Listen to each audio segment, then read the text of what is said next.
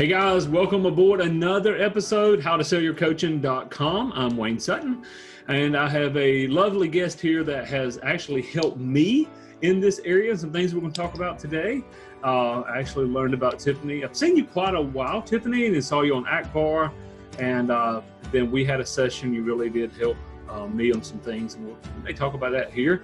But I want to just introduce you to our audience and people that are listening here as I'm trying to get the label. I'm trying to label what you exactly do. I'm scared to label things sometimes. When we label something that we kind of define that. And you're so in so many different areas, but you really are, know you are helping people.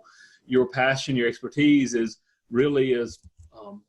transforming lives through I know it's NLP, and I believe today you were talking about hypnosis and really just the way our mind works, I guess. So welcome, Tiffany, and I'm going to quit trying to tell people what you do, and I'm going to let you tell people what you do. But thank you. Absolutely. That was a great introduction. So I guess, I am certified in NLP. I'm a trainer in NLP as well, and a therapeutic branch of NLP called matrix therapies. So my passion and my specialty is helping people clear out the emotional baggage and the mental trash that keeps them stuck in self-sabotage, that leads to negative self-talk, that is really the root of all the crap that stops us from stepping into our potential. Gotcha. I have to ask, because I love stories. How did you get into this? I mean, you didn't grow up as a kid going, I want to be a matrix therapy counselor, holistic healer, I'm sure. I mean, how did you, or maybe you did, but how did you get into this field? So I started my career coaching when I was 14, actually, as a fitness coach. So back then I was a huge nerd.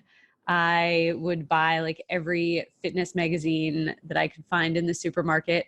I would cut out all the exercises. This is going to give you some insight into the level of nerd that I am. I would cut out all the exercises, and I had a binder that I then divided into body parts like biceps, triceps, core, quads, hamstrings, blah, blah, blah. And I would put the exercises in like the little plastic sleeves and organize them all, so that when I needed a new exercise for somebody, I could just go to my handy little Bible, is what it became, and find a cool new exercise for them. So I've always loved helping people.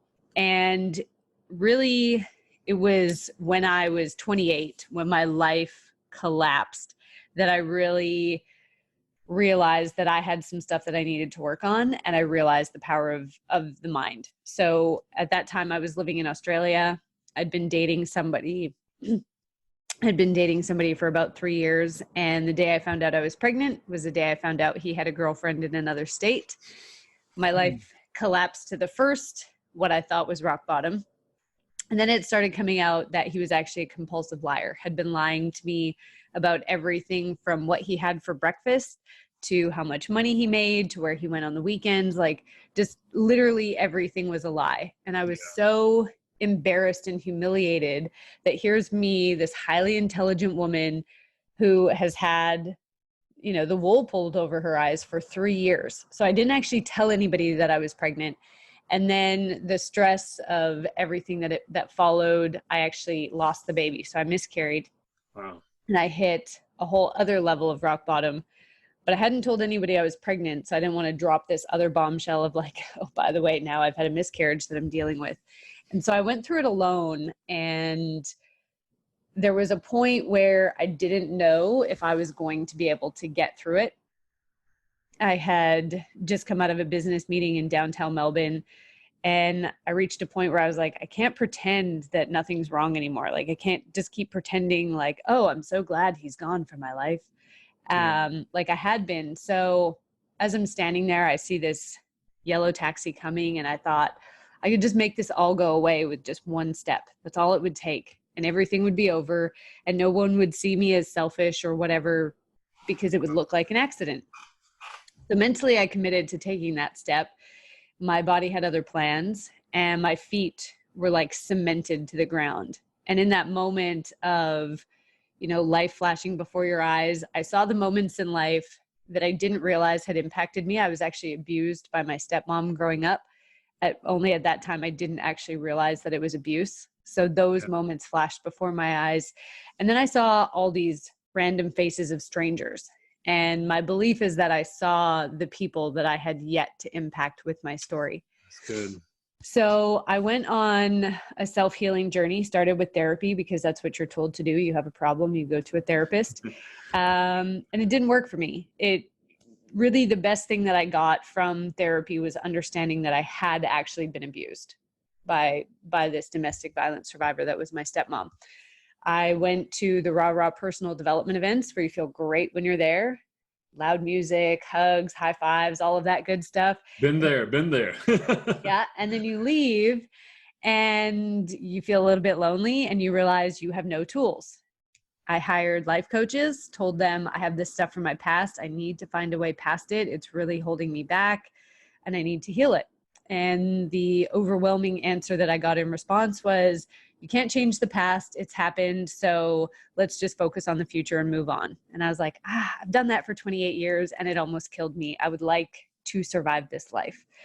And that ultimately brought me to NLP. NLP and matrix therapies was a game changer for me from the very first clearing session that I had, similar to what you experienced. And it was like this weight had been lifted.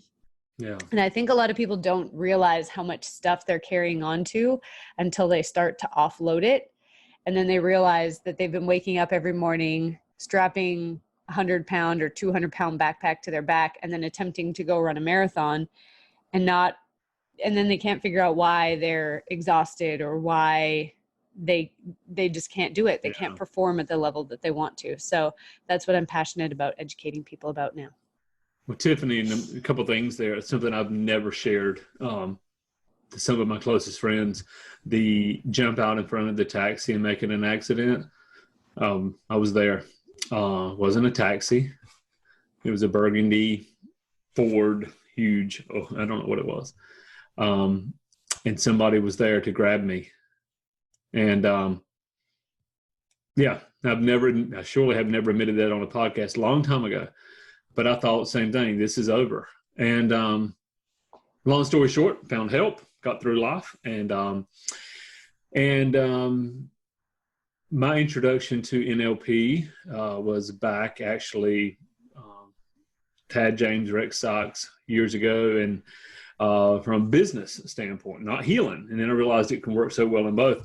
But something really interesting you said, and I want every coach listening to this to grab a hold of.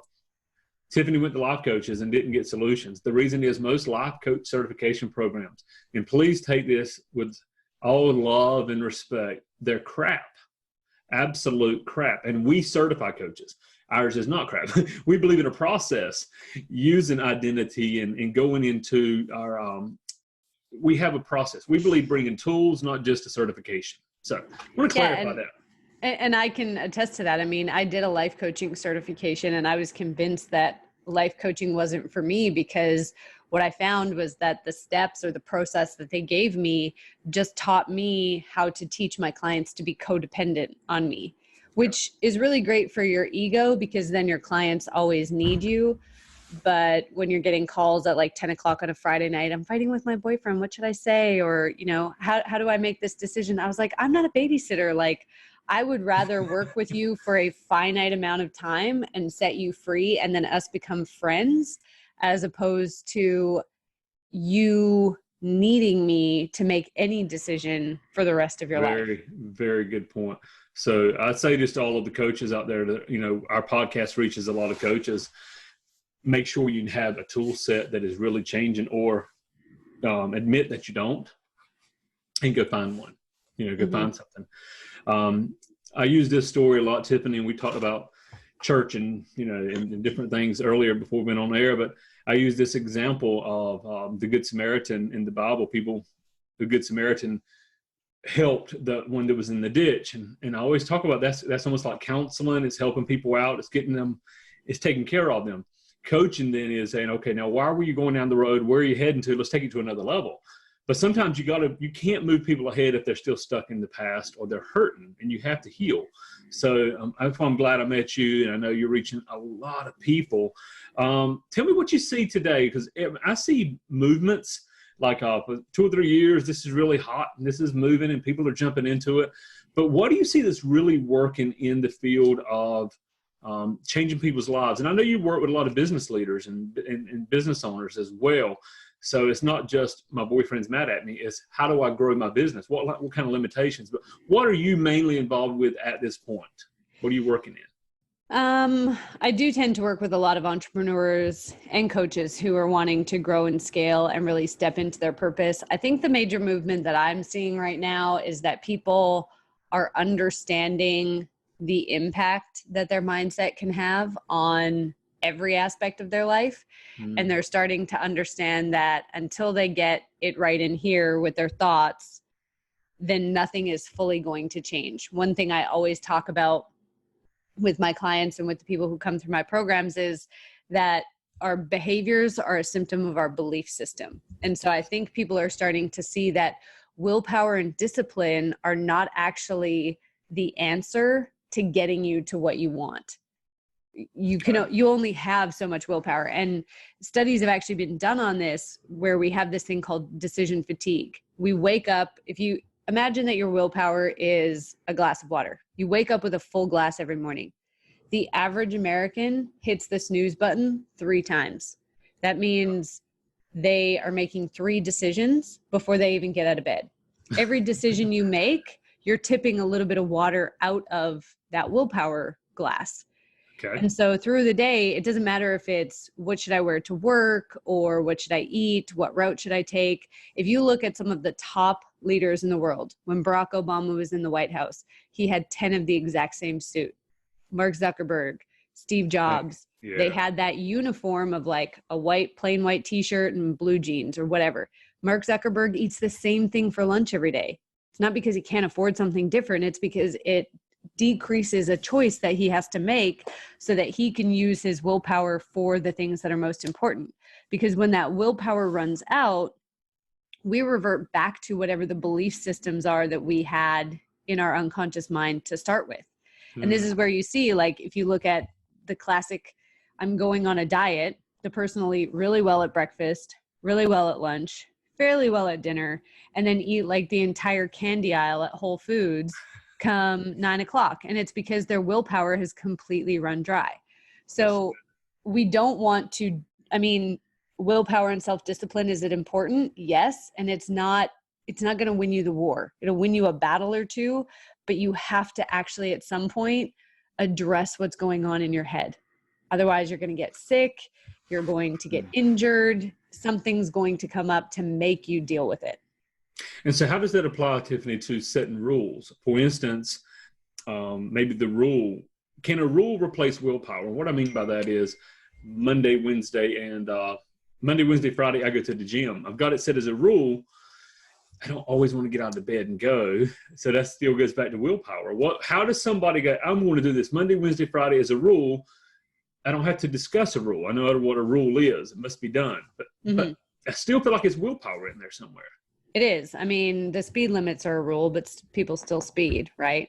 Like, very true. There's plenty of rules out there that people break on a daily basis. So it really comes down to understanding, and sitting down with somebody and saying, okay, so what's the reason? You should go to the gym. You know that you should eat more vegetables. What is the purpose of not? And really digging into what is the underlying root cause? That's and then good. When we deal with that, whether it's a lack of education or what I find is that a lot of people are afraid, not so much of failure, but of their success. Because success is this great unknown. And we have the fear of the unknown.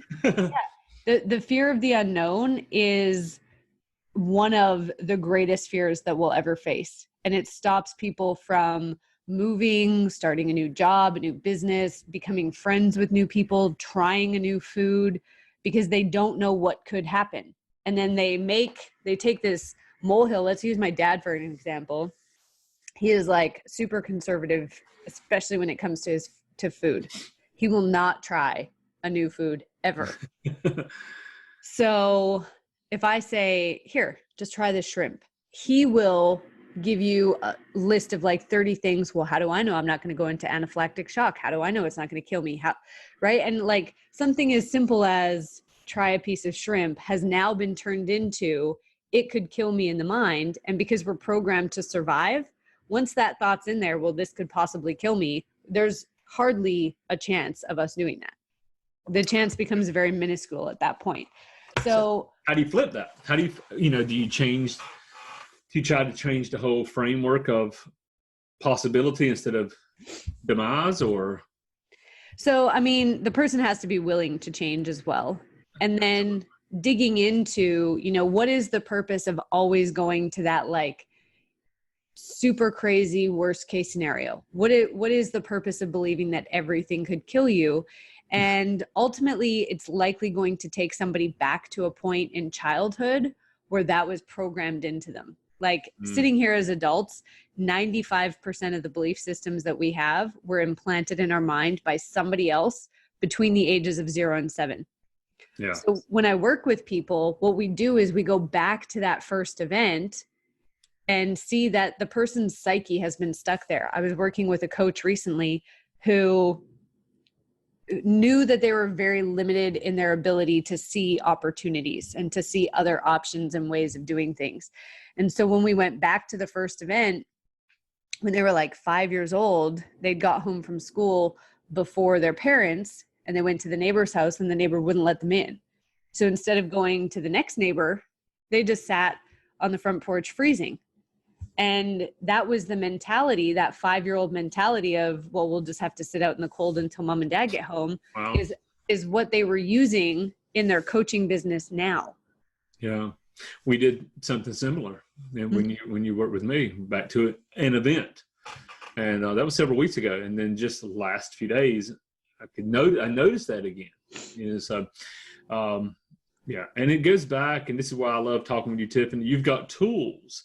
And if you're going to be a coach, you're going to be a consultant, you're going to help people, you've got to have more than a desire to help. You got to have the tools to help them. Mm-hmm. I've got a friend he has a great desire to be a copywriter and write these wonderful ads, but he cannot write copy.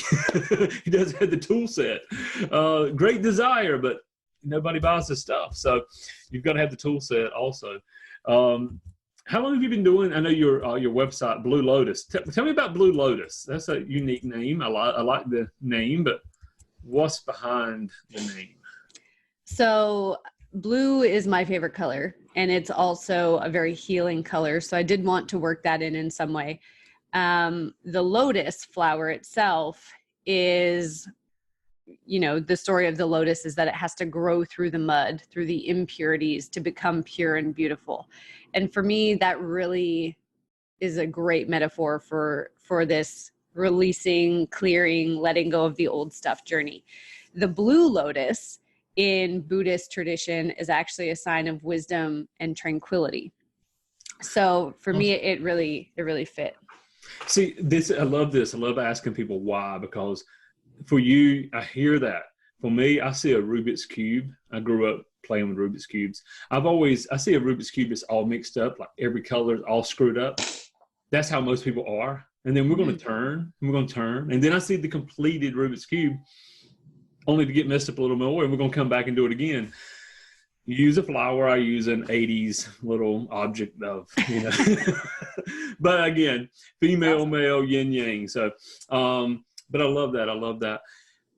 How do people learn more about you? I want you to, anything that people can reach out to you, because I said, you've helped me. I know you've been on Akbar, and I know you've helped a lot of people. And I want to help get your message out for what you're doing, helping, healing people, I believe is what life's about.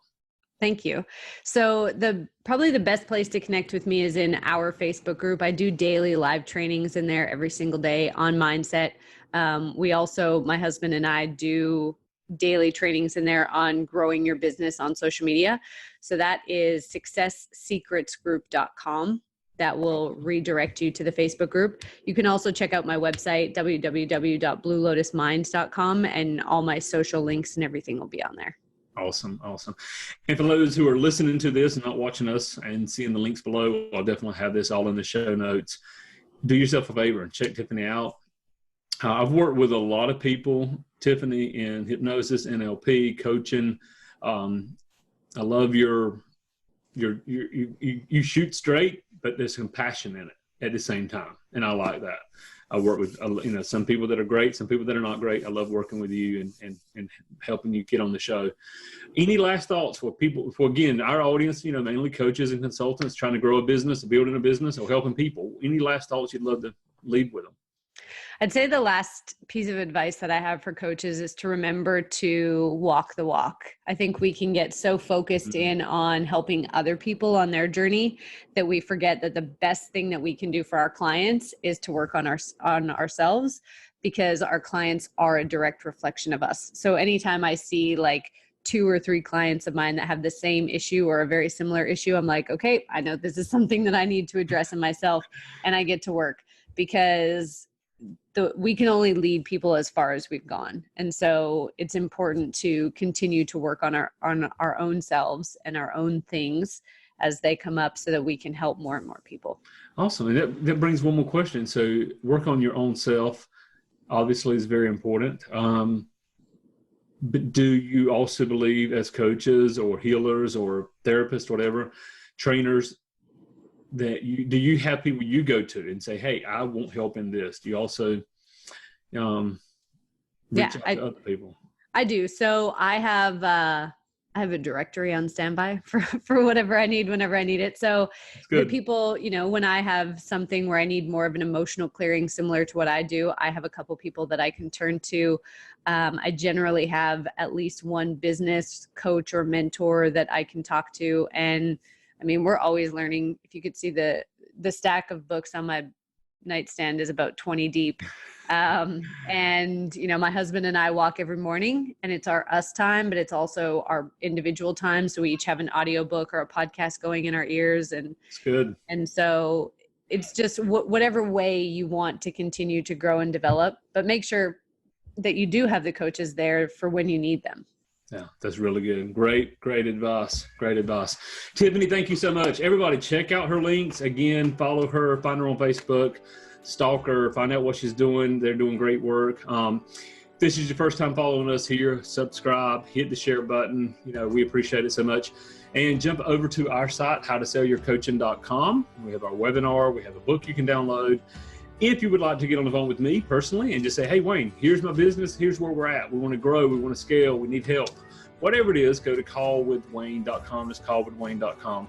So, Tiffany, bless you. Thank you for being on here. And I look forward to hearing from you again. Thank you so much for having me.